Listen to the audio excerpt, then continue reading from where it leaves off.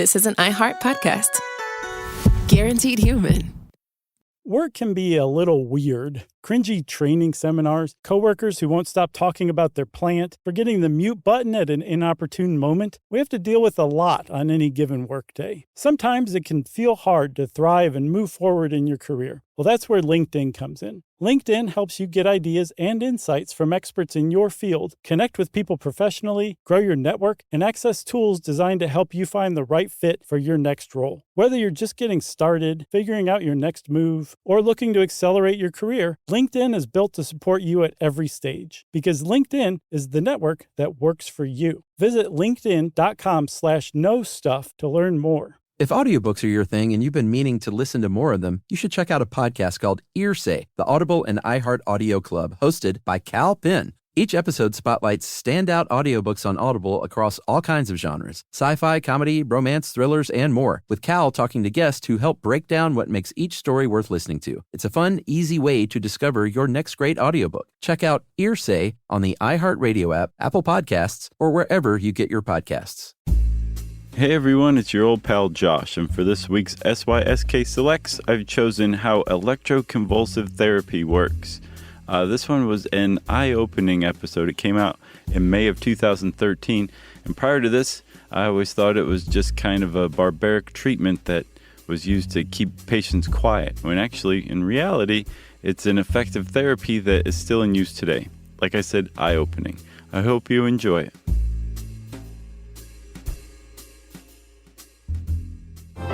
Welcome to Stuff You Should Know from HowStuffWorks.com.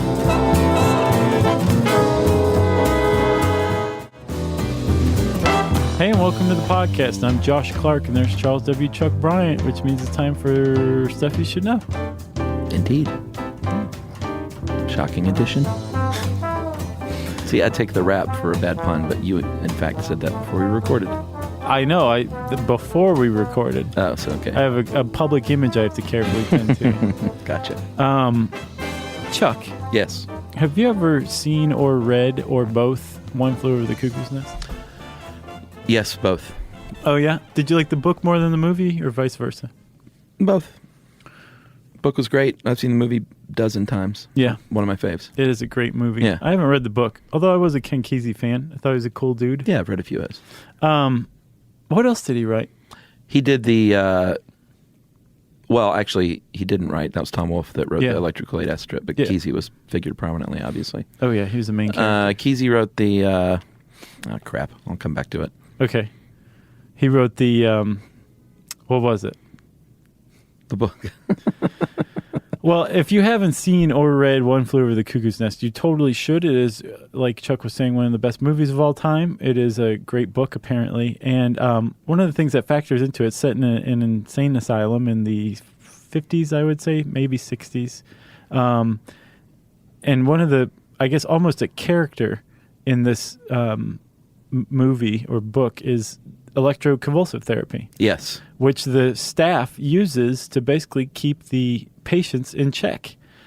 Just the very threat of getting electroconvulsive therapy, shock treatment, a type of shock treatment, we should say, is enough to just keep everybody very docile and calm and settled down. When they start to get riled up, you can just ask them, do you want some shock treatment? And they're like, no, everything's good. Right. Everything's fine. And apparently, because of that, and Kesey worked as an orderly in a mental institution in Oregon, so he saw this firsthand when he wrote it. Sure.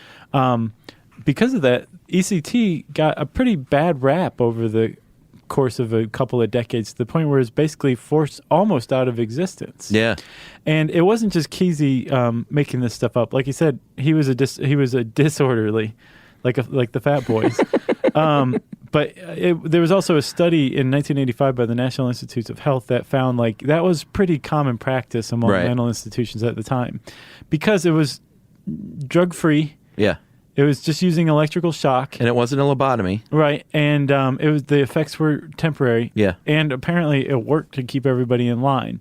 But that's a gross abuse of this pretty effective therapy for mental illness. Yeah, for severe depression. And these days, it is approved by the National Institute of Mental Health, the APA, the AMA, and the U.S. Surgeon General And they all say that if used properly, ECT these days in a, tweaked version of what they did back then can be very beneficial. And Kitty Dukakis, wife of Michael Dukakis, former presidential nominee, till he rode in a tank, wrote a book because she had it, and it's called Shock, The Healing Powers of Electroconvulsive Therapy. And it helped her out. And I've read excerpts and reviews and stuff, and she doesn't champion it for everyone or anything, but gives a lot of great history and then says how it has helped her in her journey through depression. Apparently it also helped Dick Cavett. Oh, yeah? Yeah. Interesting. It did not help so much Sylvia Plath or Ernest Hemingway. Right. But yeah, it's been used on a decent amount of people. Apparently about 100,000 Americans a year undergo electroconvulsive therapy. Yeah. 6 Feet Under? Who got shot? George. The James Cromwell? Oh, yeah, that's right. Yeah. We've already spoiled that show, so we might. Right. We should just do dramatic readings from scripts. Yeah. So we should also say before we go forward, it's very easy to call it electroshock therapy. Right. That's kind of right. Electroconvulsive therapy is a type of shock therapy. And shock therapies, the aim is to shock your system into having a convulsion. Because as far back as Hippocrates, it was noticed that people who had mental illnesses who experienced convulsions tended to feel a little better after they experienced their seizures. Yeah. So what you're trying to do with any kind of shock treatment is induce a seizure and a convulsion, because no one knows why still to this day, but it does something to your brain. Yeah. And can cure, whether temporarily or permanently, mental illness. Yeah, I wonder how this. I didn't think about it till just now. I wonder how it ties in with a temper tantrum, like a kid feeling better afterward or more settled afterward, or an adult that just loses it, and then, I think everyone's truly lost it before in some emotional way. And then afterward, you're like, boy, I feel more relaxed now. Right. Like resetting after a catharsis. Yeah. Yeah. I bet you it's sort of similar pathways in the brain. Right. Except this is with electricity. Exactly. So let's talk about the history of shock therapies and electroconvulsive therapy, or ECT. That's easier to say. So one thing that they did in the 20th century, they started to experiment with insulin shock, where they would just dose the crud out of somebody with insulin and basically bring them into a coma. And in the coma, they would have convulsions. Is that right? Yeah. While that was the point. They figured out this guy named Ladislaus von Meduna, who was a Hungarian physician. Is that real? Yeah. He figured out that if you take insulin and inject it into somebody, it puts them in a coma, temporary coma, that you can bring them out of with glucose. Right. And then while they're in the coma, they have seizures.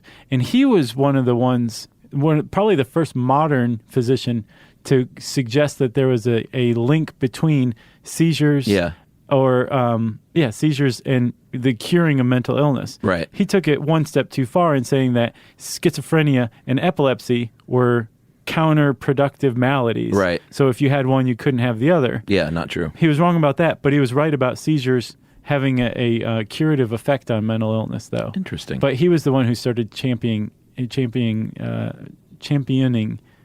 insulin to produce seizures. So he led the way, followed by Italian scientists in the 1930s who finally brought electricity into it. Well, hold on. There was another guy, too. Oh, before the 1938 guys? Yeah, right around the same time, there were all these competing shock therapies. Okay. Using, and there was the insulin guy, and then there was another dude named Manfred Sakel, and he was testing something called metrazole, which is a respiratory stimulant. Uh-huh. And when you give somebody this stuff, they have seizures, and it's very reliable, and it's very powerful, more powerful than insulin.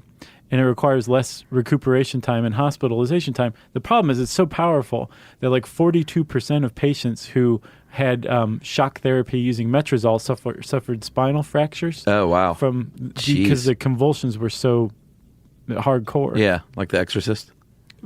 Yeah, and then some.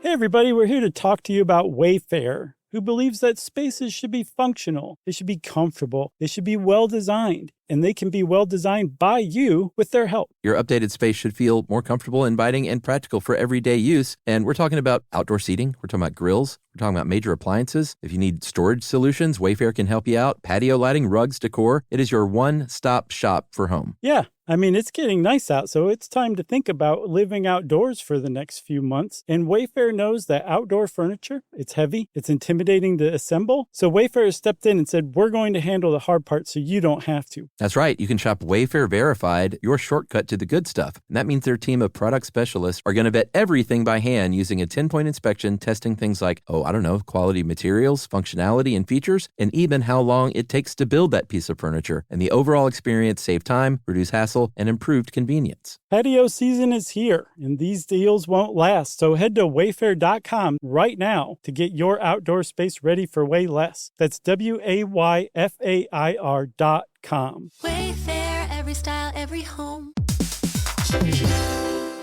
Hey, everybody. I want to talk to you a little bit about Tide Evo because it represents over 10 years of innovation and product development. Tide Evo is a first-of-its-kind technology where tens of thousands of minuscule fibers are spun together to form a 6 times powerful layer packed with scrubbers, brighteners, pre-treaters, and fresheners. And that's going to deliver a breakthrough clean that's so powerful it feels like magic. Yeah, it is kind of like magic. Tide Evo is revolutionary. A 100% concentrated, waterless laundry tile that's made of compressed microfiber soap layers rather than liquid or powder. And it's not like pods or sheets because it uses 6 layers of detergent fibers to deliver superior cold water cleaning without plastic packaging of any kind. And it provides a mess-free, lightweight solution that dissolves lickety-split. So whenever you run into a laundry challenge, turn to Tide Evo. It's revolutionary. It's magic. Try new Tide Evo. Real laundry magic.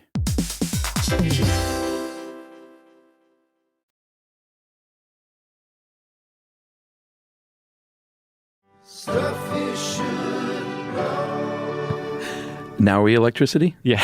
In 1938, they discovered electricity. No, wait. That's not true. That was close. I think it was like the 20s.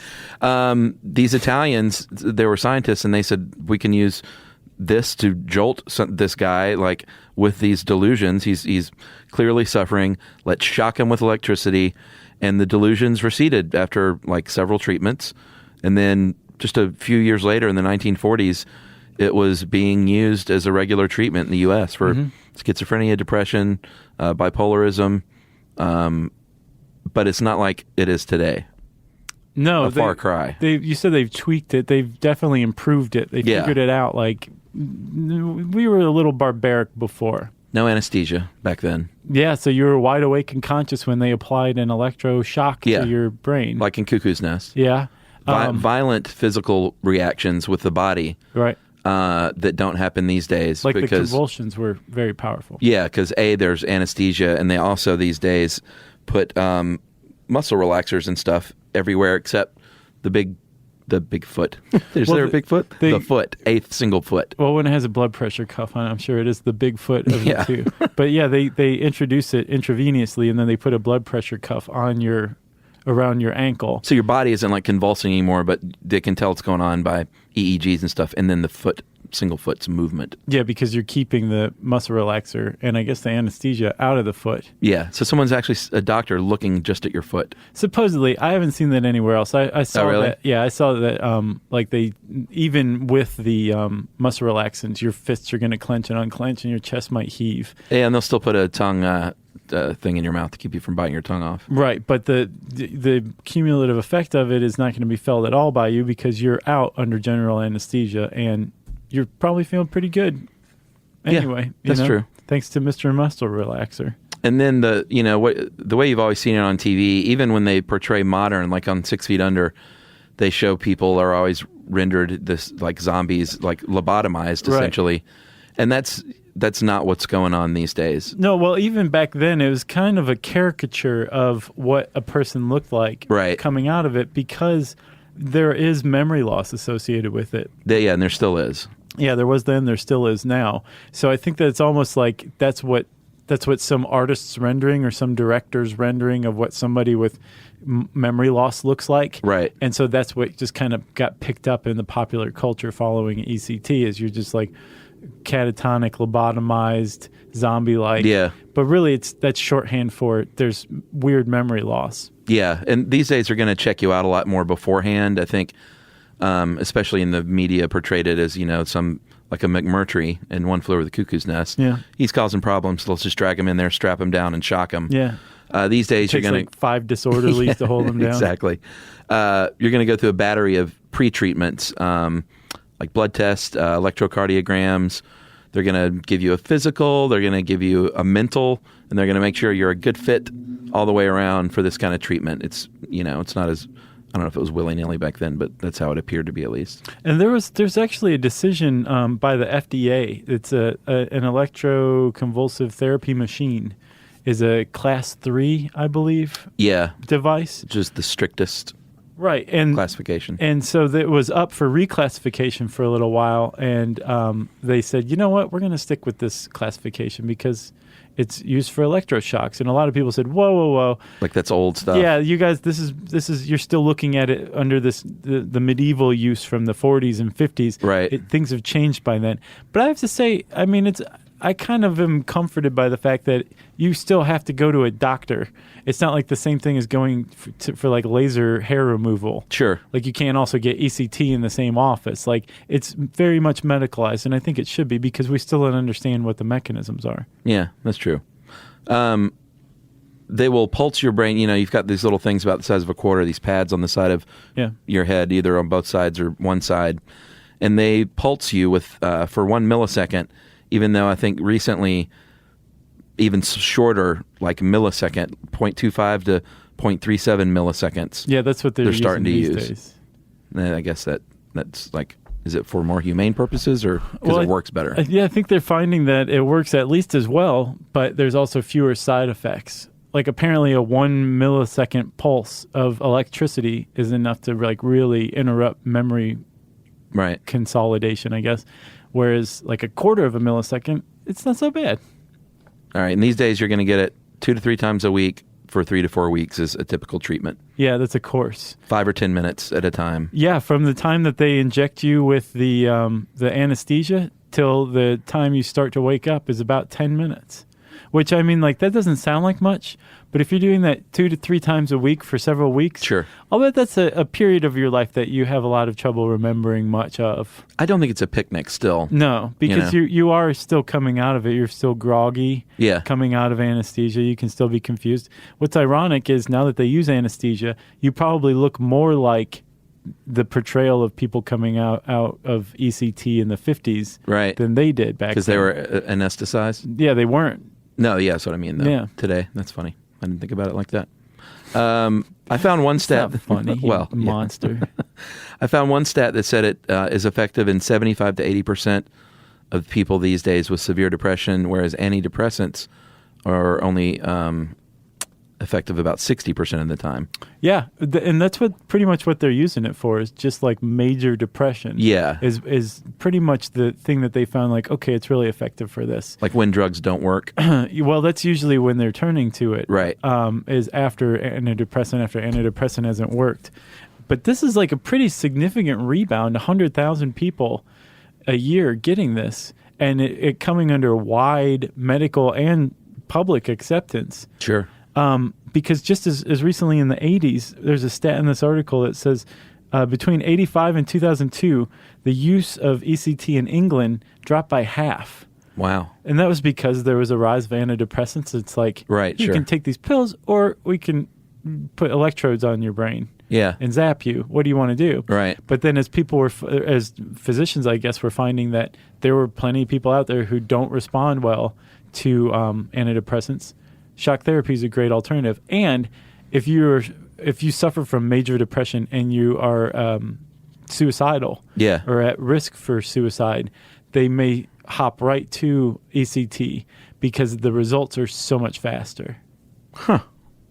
That makes sense. I know. Well, one of the interesting things they pointed out, too, was that once you've had ECT, if drugs were not previously effective on you, then the antidepressants can extend the good effects of the ECT longer.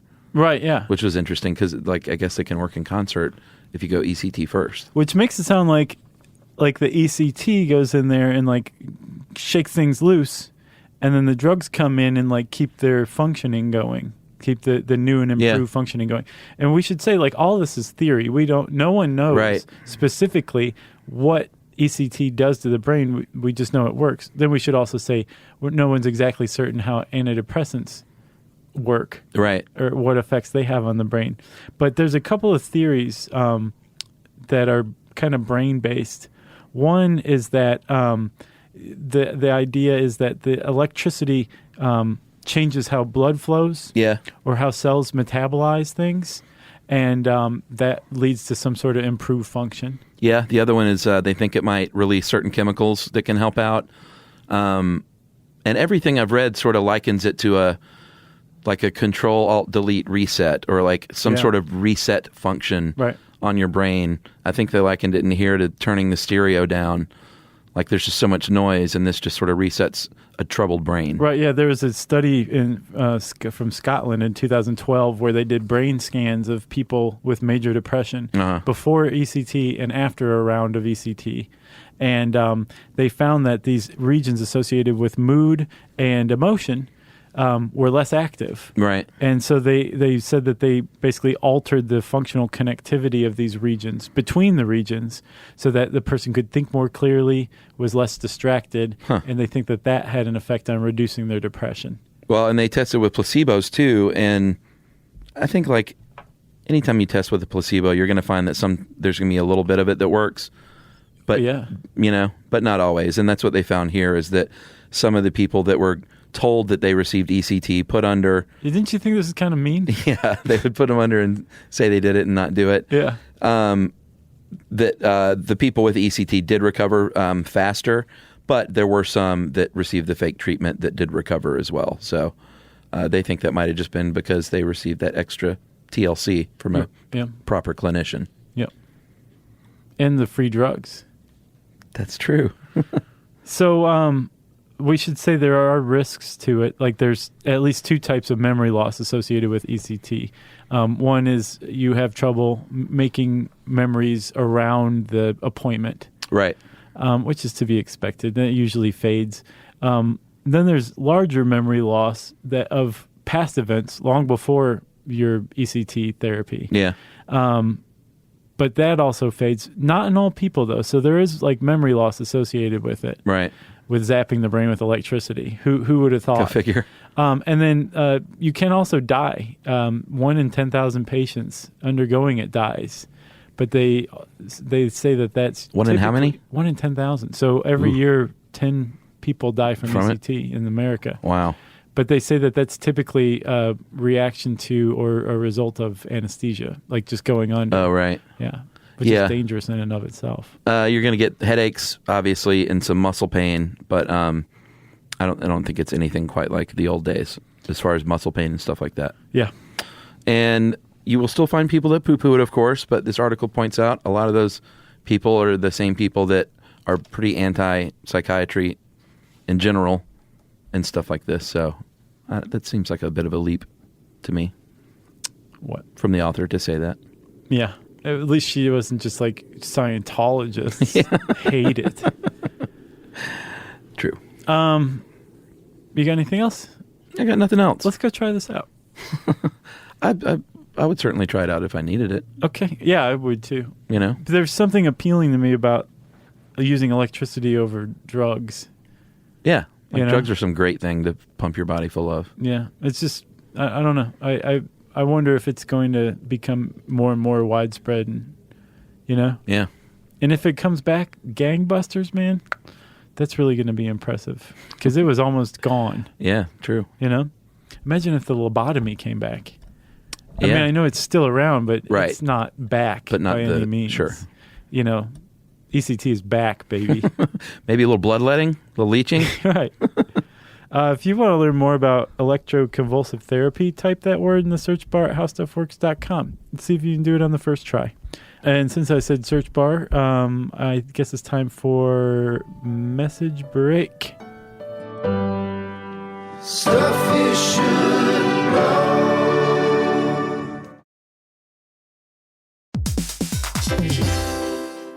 Hey, everybody. I want to talk to you a little bit about Tide Evo because it represents over 10 years of innovation and product development. Tide Evo is a first-of-its-kind technology where tens of thousands of minuscule fibers are spun together to form a 6 times powerful layer packed with scrubbers, brighteners, pre-treaters, and fresheners. And that's going to deliver a breakthrough clean that's so powerful, it feels like magic. Yeah, it is kind of like magic. Tide Evo is revolutionary. A 100% concentrated, waterless laundry tile that's made of compressed microfiber soap layers rather than liquid or powder. And it's not like pods or sheets because it uses 6 layers of detergent fibers to deliver superior cold water cleaning without plastic packaging of any kind. And it provides a mess-free, lightweight solution that dissolves lickety-split. So whenever you run into a laundry challenge, turn to Tide Evo. It's revolutionary. It's magic. Try new Tide Evo. Real laundry magic.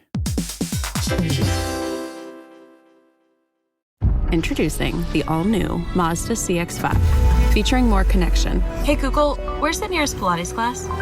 Safety that has your back. More discovery on the scenic routes. More passion in the details. And more control in changing weather. The all-new Mazda CX-5. More to move every side of you. See it in 5 films at MazdaUSA.com/5sides. Google is a trademark of Google LLC. Sequences shortened and simulated.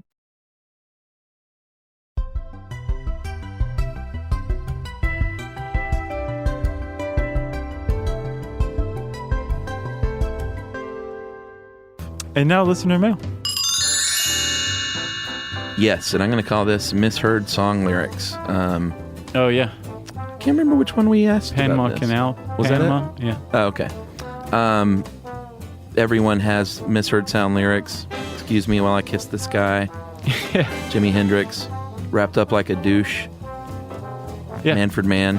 That's not what he's saying. No, wrapped up like a deuce. Like he's talking about craps. Is he? Craps or some other sort of gambling. I don't think so. Because Springsteen wrote the song, and it was cut loose like a deuce, and he was talking about a car engine. I've heard gambling. Springsteen wrote it. Okay. And then Manfred Mann changed it. And it's funny, Springsteen has come out and said, that song didn't become popular till it became about feminine hygiene. And then it was like a big deal. Yeah. Or there's a bathroom on the right, CCR, instead of a bad moon. Bad moon rising. Yeah, I hadn't heard that one. There's a bathroom. No, I know the song, but I mean, like, I've never heard anybody thinking he's saying there's a bathroom on the right. It's fairly common. Okay. All right, so we got one from Cheryl. Hey, guys, first of all, I want to say you're still keeping me company on days when I get time to work on my art projects. You're still as great as ever. I was just listening to Panama Canal, and I thought I'd pop you a quick note to give you a grin. Misinterpreted lyrics were my specialty as a kid.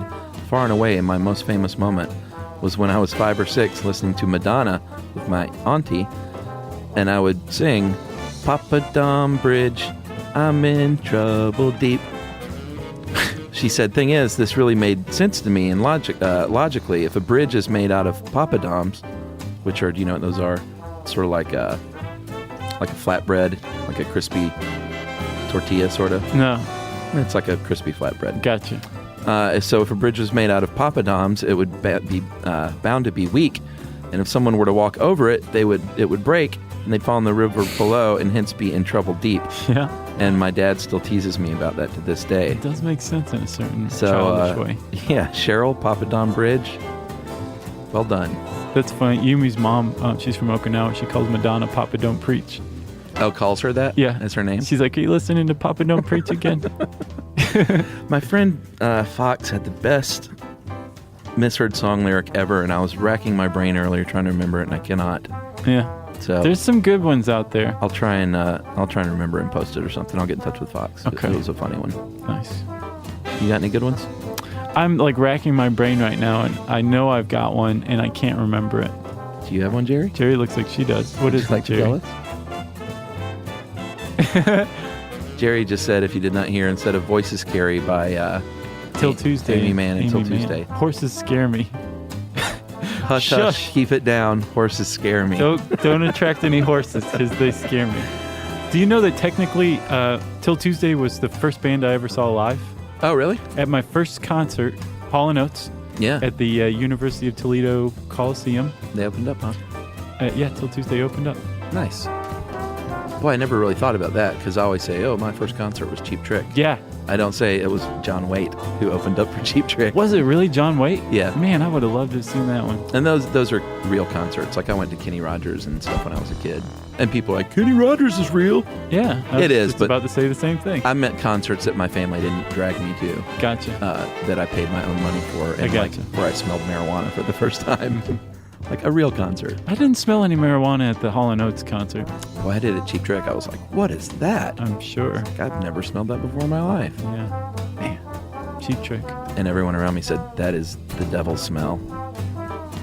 Stay away. Yeah. And you did. Good going, Chuckers. Is that it? That is it. Well, thanks to Cheryl for kicking off a pretty great little chat. You should get Yumi's mom to call her Papa Don Bridge now. Yeah. See if you can get that done. Are you listening to Papa Don Bridge? Yeah. Say, that's not Papa Don Preach, that's Papa Don Bridge.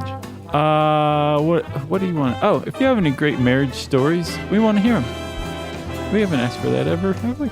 Yeah, and I don't mean wedding day fun. I mean marriage. I would take wedding day fun. Those are two different things. All right. Well, whatever you want to send Either related way. to marriage, Yeah. You can tweet to us at SYSK Podcast. You can join us on Facebook.com/Stuff You Should Know.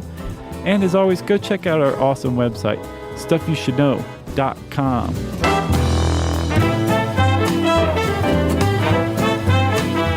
For more on this and thousands of other topics, visit HowStuffWorks.com.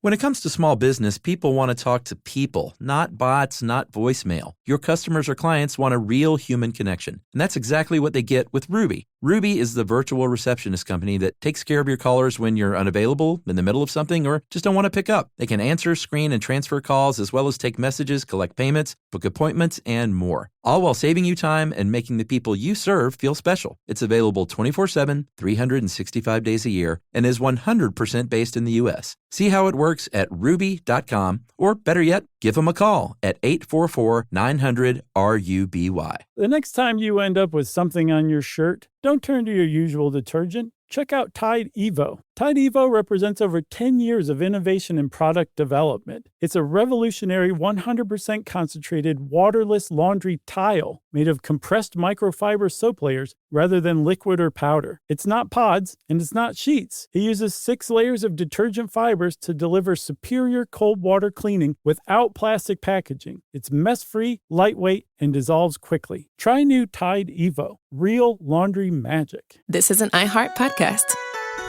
Guaranteed human.